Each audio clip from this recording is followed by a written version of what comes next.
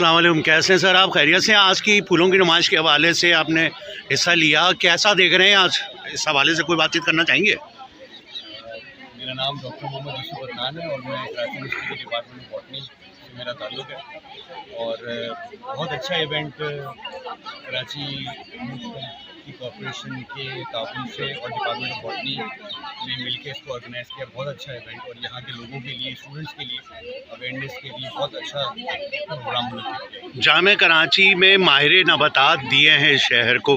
क्या आप समझते हैं कि मौसम और दीगर जो एनवायरनमेंट होता है वो शजरकारी मुहिम जो है वो जब शुरू की जाती है जब उसका मौसम नहीं होता? इस हवाले से कुछ कहना चाहेंगे कि थोड़ी से मुख्तसर अल्फाज में कि कब जो है वो शजरकारी मुहिम जो है आगाज़ करें ताकि ग्रीनरी जो है ना हमारे कराची में अच्छी तरह से आए?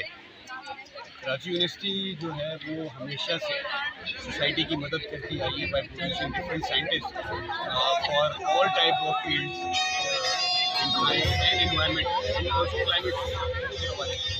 शजरकारी का कोई मखसूस टाइम नहीं होता है, बहुत सारे पूरे साल के प्लान जो है वो पूरे साल अवेलेबल रहते हैं। बस हमें इस बात का ख्याल रखना चाहिए कि कौन से प्लान किस सीजन में लगाएं। और कराची यूनिवर्सिटी जो है अपने प्लेटफॉर्म के